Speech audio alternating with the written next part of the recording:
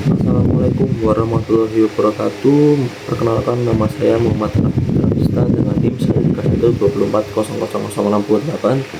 Saya dari kelas B dan di video ini saya akan menjelaskan materi tentang acara pemeriksaan di pengadilan. Jadi yang pertama kita akan membahas tentang acara pemeriksaan biasa atau APB. Acara ini adalah yang paling lengkap dan yang paling umum digunakan. Tahapannya dimulai ketika pengadilan menerima pelimpahan perkara dari penuntut umum.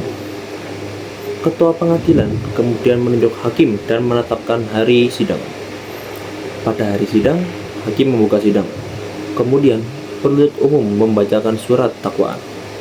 Terdakwa atau penasihat hukumnya berhak mengajukan keberatan, misalnya pengadilan tidak berwenang, dakwaan tidak dapat diterima, atau dakwaan harus dibatalkan. Setelah itu, masuk ke tahap pemeriksaan saksi, dimulai dari saksi korban, saksi wajib, sumpah kecuali saksi yang masih di bawah umur atau belum kawin. Dalam pemeriksaan, baik hakim, penuntut umum, maupun penasihat umum dapat mengajukan pertanyaan. Selain saksi, hakim juga dapat memeriksa ahli, surat atau dokumen, dan barang bukti. Di tahap akhir, hakim memeriksa terdakwa. Setelah semua selesai, penuntut umum membacakan tuntutan, lalu terdakwa menyampaikan pembelaan. Barulah hakim bermusyawarah dan menjatuhkan putusan, baik itu putusan bebas, lepas dari skala tuntutan, atau pemidanaan. Lalu berikutnya ada acara pemeriksaan singkat. Acara singkat digunakan untuk perkara yang pembuktiannya dianggap mudah dan perkaranya sederhana.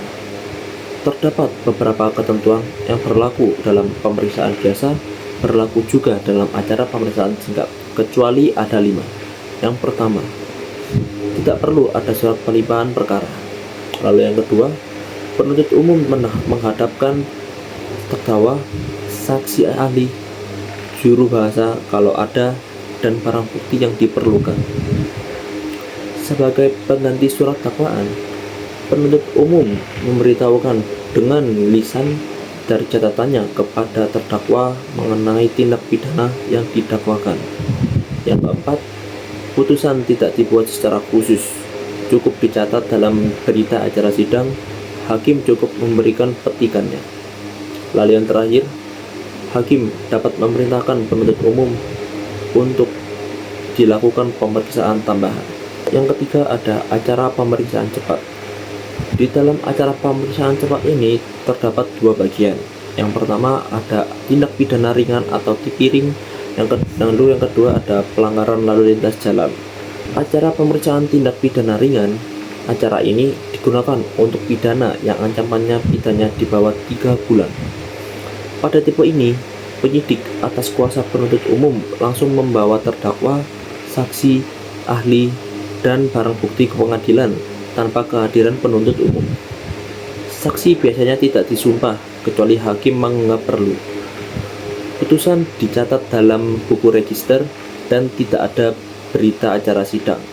Hakim tunggal memutus pada tingkat pertama dan terakhir, kecuali jika dijatuhkan pidana perampasan kemerdekaan, terdakwa masih boleh banding. Kedua adalah acara pemeriksaan perkara pelanggaran lalu lintas jalan. Di dalam ini, terdakwa adalah pelanggar tertentu terhadap peraturan perundang-undangan lalu lintas jalan. Tidak ada berkas perkara atau berita acara pemeriksaan dan terdakwa dapat menunjuk dengan surat untuk mewakilinya. Dalam hal ini, putusan berupa perampasan kemerdekaan dapat mengajukan perlawanan pada pengadilan negeri semula. Jika putusan dalam pemeriksaan perlawanan tetap merupakan perampasan kemerdekaan, terdakwa dapat mengajukan banding. Dengan catatan, dalam acara pemeriksaan cepat, keyakinan hakim cukup didukung satu alat bukti saja. Yang kedua, yang melaksanakan putusan pengadilan dalam acara pemeriksaan cepat adalah jaksa. Lalu ada kesimpulan. Acara pemeriksaan dibagi menjadi 3 bentuk, yaitu biasa, cepat, dan singkat. Biasa digunakan untuk perkara yang membutuhkan pembuktian lengkap, singkat untuk perkara sederhana dengan prosedur lebih ringkas, dan cepat untuk tindak pidana ringan serta pelanggaran lalu lintas. Ketiga jenis acara ini menunjukkan bahwa sistem peradilan pidana dirancang agar proses penanganan perkara dapat dilakukan secara efektif sesuai kebutuhan. Sekian video dari saya, jika ada salah kata mohon dimaafkan. Wassalamualaikum warahmatullahi wabarakatuh.